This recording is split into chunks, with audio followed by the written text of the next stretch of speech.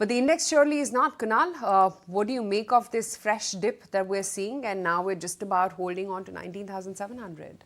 So, yesterday seemed like maybe HDFC Bank could be the reason why the markets were down. But I think today seems to be more of a genuine selling day for the indices because large cap stocks, mid caps across the board, many of the sectors are showing signs of sluggishness. In fact, there was a bounce for many of the PSU banking stocks in the first, I think 15-20 minutes, half an hour for the market open, post market open. And I think post that we've actually seen these stocks getting into selling pressure. So that was also a minor dead cat bounce for many of these stocks. So that generally indicates that we could probably be getting into a phase of heightened selling pressure going forward. There could be occasional bounces, but I think now what matters is the two gaps which have been created on the indices. Yesterday's open on the bank Nifty created a gap down for the index. Today's open around that 45,000 mark, 45,200 has also created another gap for the index. So maybe with every gap on the downside, we could actually be facing resistance for the index. So keeping that as a stop loss, I think traders could probably look to maybe just hold on to short positions or create fresh shorts on the indices. Okay, so that's the take coming in. In fact, I would, request to pull up the, twin line of the Nifty PSU index, which is PSU Bank Index, and Nifty IT. We have seen divergent moves on both of them. IT started the lowest, and since then it's been actually picking up pace, almost going into the green because stocks like TCS, Infosys, they have managed to recover quite strongly throughout the day. But it's the Nifty PSU Bank Index which has taken quite a bit of slide. It started off well in the green. In fact, it was the best performing sector. And look at that divergence, that crisscross that is happening for you on the screen. One is going upwards while other has come down very, very sharply. Nooresh, your view on the sell-off that we are witnessing on PSU Bank as well as the incremental outperformance from the IT pack? Going with the PSU banks first, the smaller names had moved up quite a bit and a lot of them had seen irrational moves. A little mid ones also had moved up quite a bit. So PNB had gone up from 65 to almost 80. So a little bit of correction there would be normal, but something like a IOB, UCO Bank had overshot the ranges and the moves with very low float stocks. So topping out is done for a lot of smaller PSU banks. But larger PSU banks in this dip could be interesting. 570, 580 could be a good zone for State Bank of India as a buy in that area. So SBI is a buy on dips. Rest would wait for the other names. On the IT side, the risk reward is not great. Only TCS looks promising. HCL Tech, Infosys still not convinced as such, but would be looking out for TCS on dips and HCL Tech on dips. Let's welcome on board Sandip Sabharwal as well and find out what he's making of the market. Sandip, hi, afternoon. What would you attribute this heavyweight selling that one has seen often? There's a Reliance which fell yesterday. There's been HDFC Bank, and today it's ICICI Bank's turn along with M&M. Yes, I think your first sentence reflected the reason why it's happening because markets fall under their own weight. So reasons come later or some reasons attributed, so that's perfectly fine. So I think from March we had a 20% move in the frontline indices, nearly 35% move in the mid-cap indices, which is like slightly abnormal. So I think this move needs to get corrected. And on top of that, we have a lot of news flow around interest rates remaining higher for longer, which was in any case the base case. Some analysts are expecting otherwise, but that's what I was expecting. So that could lead to some derating in global equity valuations, which could happen in India also. So the base case assumption should be that frontline indices should correct at least 7-8%, mid-cap indices can correct 10 to 15% from the top, and then we'll be looking at new buys. Sure. Sandip, I was just reading your views and looks like you're not looking at any sort of recovery on HDFC Bank at all. Would recommend to maybe sell out of the stock right now to the people who are holding it, or just what's the recommendation there basically on HDFC Bank? Yeah, I'm not buying so I would not be looking to buy anytime in the near future. Unless and until there's a severe sell-off, stock goes to 1300, 1350, then we could review our views. So I think there are significant negatives which could come into the balance sheet as well as financials. I think the margin squeeze, in fact, could be even more than what the management indicated in the analyst meet, given the fact that the system liquidity actually has become tighter and they need to replace a lot of the borrowings of HDFC through higher cost deposits, etc. So I think things will be tough for them for a year at least or more. And so either it's a time correction or it's a value correction which happens faster. So based on how it goes, we'll take a fresh view at that stage. You tell us, what are you reading on the charts for both HDFC Bank and ICICI Bank? And I'm purely picking out the banking majors, and you could add even SBI. That's also seeing quite significant weakness today. Further drags, you think? I think so, Aisha, because so this is a very systematic selling. It's not a panic selling that all of a sudden you've seen all the banking stocks down. But when you have a stage by stage selling, like for example yesterday HDFC Bank, today ICICI Bank, who knows, tomorrow you may have another private sector bank getting into a selling mode. I think that's a systematic selling, and that's generally indicative of a trend in the making rather than just a one-off selling on the back of some news flow, some event. So I would probably, in fact, even yesterday I mentioned that I would probably stay away from, buying these stocks on dips because they may look very attractive, that these stocks have come back towards their strong support zone. But you need to see these stocks getting into a credible bounce and this pattern not evolving. But since the pattern has evolved, I believe it's a good time to stay away from these names and then watch on the sidelines. If they bounce back from their key support levels, moving averages, etc., that could be a point where you may look to initiate a trade. Okay, point taken. Just wanted to pull out the stock of BLS International. They have informed exchanges now that due to operational reasons with immediate effect, Indian visa services in Canada have been suspended till further notice. The impact of this move is negligible on our financials as the Canadian visa issuance business contributes less than 2% to BLS International's total annual revenue. So that's the latest coming in as far as that stock is concerned. Sandip, I might be just overextending and, being a devil's advocate here, but do you think this could be one of the reasons that, the market is coming under pressure, or we're trying to read too much into it? No, it's a global phenomena. You see what happened to the US markets yesterday. You see what happened to Asian markets today. In fact, Hang Seng, I think, either went to new 2023 lows or was just above it. So I think it's a global correction which is happening. Indian markets, in fact, held up quite well when many of the other markets were correcting. And so to that extent, there might be a catch-up happening as fund flows reverse, etc., and the US dollar remains very strong. So I think these are things which will happen in the markets. It could go on for a few more weeks also. And so I think whoever is invested, there's no reason per se to panic unless and until you are leveraged too much on the long side. And for people looking to buy, I think markets will give better opportunities some way around at October end, November maybe. Yeah, just hold that thought, Sandeep. Since we are talking about the Indo-Canadian issues as well, let me actually bring on board my colleague Srinjoy. He's joining us to talk to us about what's the latest on this story and what has been the series of events so far. Srinjoy? Relations between India and Canada have hit a new low. Now the Indian government says it will close down visa issuing in Canada, which means it will affect people who are of Indian origin and Canadian citizens and perhaps not OCI members and their relatives who want to come from India to Canada and vice versa, because now travel will be very difficult for Canadian citizens to India. That's really the first point. But that is only part of the story, because now it's got to a stage when both countries have made it very clear that they will not come down. And the Canadians are making it very clear that yes, India is responsible for the murder. Though strangely enough, the Canadian opposition says that while Prime Minister Trudeau has made all these allegations, he has not given enough proof. That, of course, is only one point. Secondly, it is seen now that the Canadians are going to other countries, their allies, like America, like Britain, and complaining about India. Now, India is a close friend of both Britain and America. And the Americans at least have made it very clear that they are going to wait for the investigation. They want to see the results of the investigation, and only then will they do whatever they have to do after looking at everything. So it's still a long way to go, and we will have to see what the next step here is.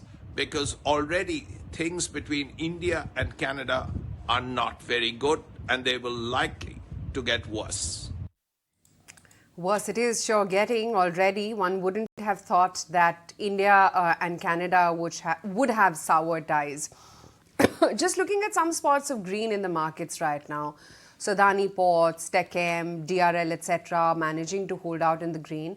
There's Berger Paints, there's MCX, there's REC, which is seeing quite a bit of a bump up. And then there is Techem as well, which is actually seeing some green moves. Sandip, just wanted to get your thoughts in on how you would approach IT, given the light of what we heard from the US Fed with regards to where they see the US economy's shape right now and where it's going to be headed next. Do you think that's going to spell good news for the services sector, IT? Well, Aisha, in fact, the slowdown in IT spending has happened under situations where interest rates were much lower than what they are today. There are indications rates will go up further. The clear intention of the US Fed is to slow down the economy, create more unemployment so that inflationary pressures are controlled. So in this scenario, expecting that IT services discretionary spending actually will pick up next year, I think it's calling it too early and without any basis. So I think there have been a few analyst notes indicating that there'll be a revival next year and you should buy IT because of that. I think they're totally flawed. The factual situation is that actually IT companies' growth next year might in fact be slower than what it is this year.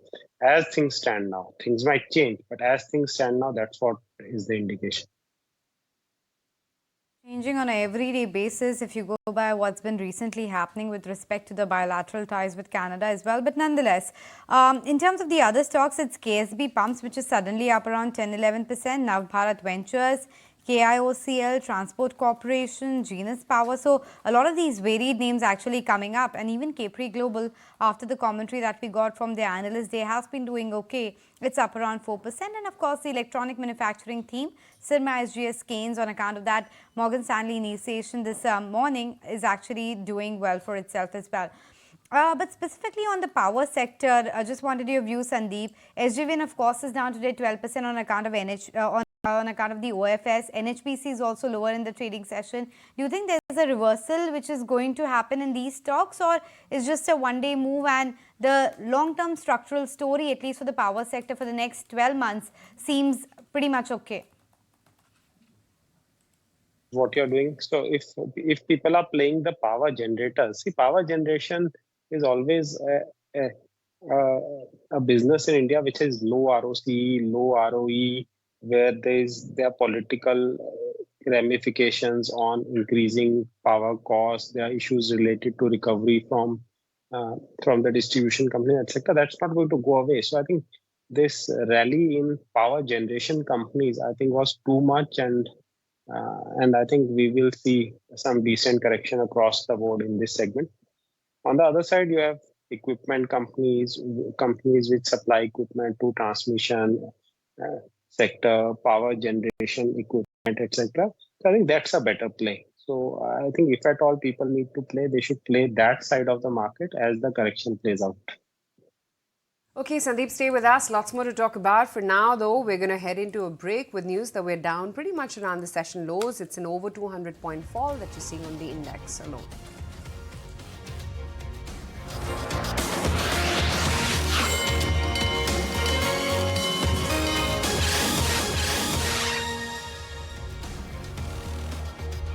Welcome back. Well, in terms of the stock, the pressure continues to be acute on M&M, ICICI Bank, Cipla, of course, on account of those US FDI, observations coming in for the Invacare facilities, down almost 3%. Nooresh, your view on M&M, is there a bit of a reversal of trend here and one should look at booking profits, or is it a buy on dip strategy for M&M? So the stock got rejected, did not move up to the expected target price of 1700. Now again back to the previous range, so would expect it to hold on above 1500 level. So as of now, trading stop loss hit, no fresh trade here, would wait for some more time, let the markets stabilize, because it's seen a classical rejection around the 52-week highs.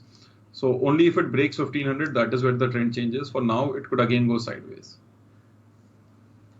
Right, just looking at some of the other buzzers then in trade and, really the weak ones, Indiabulls Housing, Hindustan Copper, there's Balrampur Chini, which has seen a good fall of about almost 4 odd percent, and ICICI Pru, which is also down about almost 4% as we speak. If you can just bring up the charts of ICICI Pru and, of course, Balrampur Chini, which is also down a good 4% as we speak right now, 4.5% in the cash markets, 420 is where that stock is. Kunal, sectorally, are banks looking like the weakest link? Yeah, banks are definitely the weakest link. In fact, the Bank Nifty has fallen more than 15, I think 1700 points in just the last 3 days. But the problem with the Bank Nifty chart is the double top formation. So, I think it was at a cusp of a breakout of the previous high. I think it missed by some 40-50 points, and that confirmed a double top formation for Bank Nifty. Now, what matters in this double top formation is the previous low support. That I think is closer to 43,600, which from current levels is just 1,000 points away from for the banking index. That could be the major test which could happen this time around.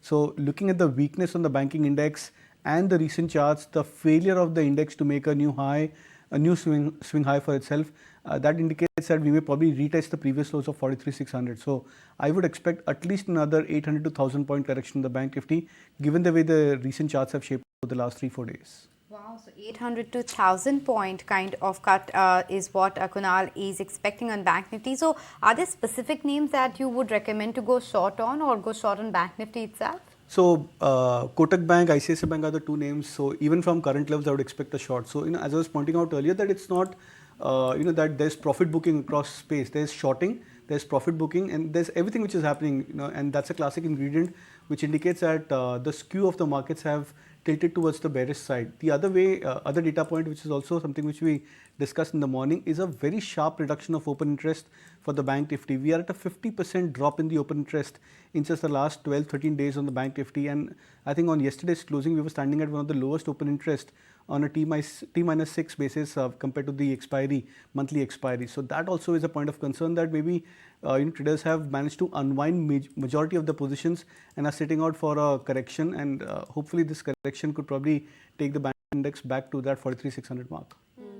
Sandip, whenever the Nifty Bank correction stalls, and Kunal does foresee another 1,000 points off on the Nifty Bank from the current levels too, what would you buy or add positions to, if at all you would buy banks?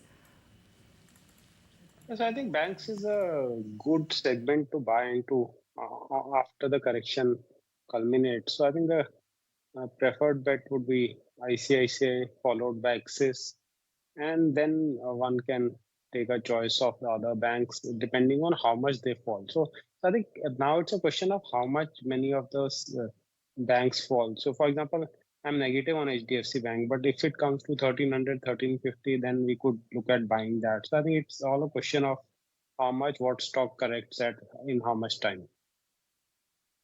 Okay, so that's the take coming in on the banking stocks for now, staying away. But if lower levels come, maybe these stocks start looking interesting once again.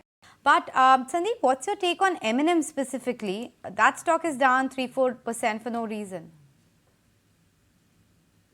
Yeah, so I think in such deep sell-offs, some stocks which, let's say, because M&M moved to new highs, so obviously some short-term traders would have taken bets on it, betting on a further up move, and that new high, then the stock falls below that earlier high, and then there's unwinding of positions. I think it's a normal phenomenon which will happen. So I think many of the stocks which might have gone up more than others, they might get sold off more than others also. So I think this it's tough to explain one day moves in specific stocks. Okay, that's M&M. And that's also seeing quite a sharp fall today. The other segment is also all of these PSU OFSs which are kicking in, right? So from March up until now, RVNL, for instance, has seen a stake sale of about 5.5 odd percent. Just last evening, you had SJVN OFS get announced as well. And we've seen how much that stock has also cracked in trade today. Similar can be said about HAL, about Coal India too. And Sandeep, somewhere, while the government, of course, is, coughing up money for their disinvestment target to be met. But this is also somewhere a sign of topping out, right, in the near term at least for these names? It makes perfect sense for the government to disinvest and raise money because, like SJVN, the stock has gone up more than 100%. It's a loss-making company. Last quarter itself, I think they made a loss of 270 crores. Same is the phenomena with many of the other stocks which have moved up. So they have gone to unsustainable valuations relative to where they used to be. And for the government to meet its disinvestment target, this is a perfect opportunity. These stocks, the stocks which never moved for years, suddenly have doubled, tripled. So the government should use this opportunity, like other promoters are doing in terms of doing QIPs or the kind of IPOs we are seeing coming out. Now it's the buyer's discretion. So the buyer has to decide whether they want to buy at this price or not. Okay, so that's a point coming in as far as the OFSs are concerned recently, and how the government is actually looking for more funds to, of course, fund the social infrastructure. But talking about that then, Sandip, the beneficiaries are clearly likely to be those infra names, the EPC players. And we have seen historically that a year ahead of the elections, all of these stocks start rallying quite a bit. Would you buy the argument yet again and maybe pick up a L&T, IRB, etc.? Many of these stocks have done well already, and they are likely to do well given record order books. And many of the companies like L&T are not only getting strong orders domestically, but also globally. So I think there's a strong story in the investment theme, but in a deep market correction, all stocks correct. So I think we'll see some correction in these stocks also, and that we'll use that opportunity to buy. Okay, so that's the take coming in as far as the market setup is concerned. But in terms of the key movers, well, it continues to be similar pockets. But of course, Jeffries tried to point out that there is still some room left on the upside for electronic manufacturing as a theme. They prefer B2B plays versus B2C plays, and that's why for Keynes as well as Sirma SGS, they've actually initiated coverage with an overweight stance. Sandip, would you concur with the view that one should still look at buying these names, because even today they're holding up in the green despite the weakness? Yeah, but they are abnormally valued, so I wouldn't be buying them at these prices or any time in the future, like in the near future. Okay, Sandip, good to chat with you as always. We'll see you again tomorrow morning. Let's get in some closing trades as well on that note. Kunal, what's on your list? So, Interglobe has broken below its crucial, I think, 20-day moving average support as well as another short-term moving average support. That's a stock which I would look to sell. Right. Nooresh, what about your closing strategies? So that would be a buy on Bandhan Bank. The stock is trying to make a major long-term reversal above the 250 mark. So at current levels, it's a small stop loss. Looks interesting for a positional bet. Okay, let's take a very quick break. When we come back, of course, we're going to track the last half an hour of trade this afternoon. But hear it out from Ferdun Fisheraki as well, from FGE, who says that OPEC has cut back on supply and that they want crude prices to not stay within 85, or rather stay within 85 to 95 range. He also says that there could be downward pressure on the market in the near term, and he does not see a value of $100 per barrel coming back. On the supply side, OPEC Plus has been very diligent, and they've been holding the supplies back. They want to see the prices in the $85, $95 range, and we are close to $95. It probably is going to stay between 90 to 95, maybe a little bit below 90, but I doubt whether it would hit 100 or not. But on the other hand is the concerns about the financial markets.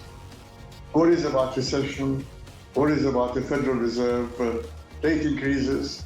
And every time one bank goes bankrupt in the US and Europe, then there is all negative sentiments as far as oil price is concerned. But actually the fundamentals are pretty sound. I think on the downside probably will not go below 80 because the OPEC Plus will not allow it by trying to control the market, but there could be downward pressure on the market because the demand fundamentals are not going to be the same next year as this year.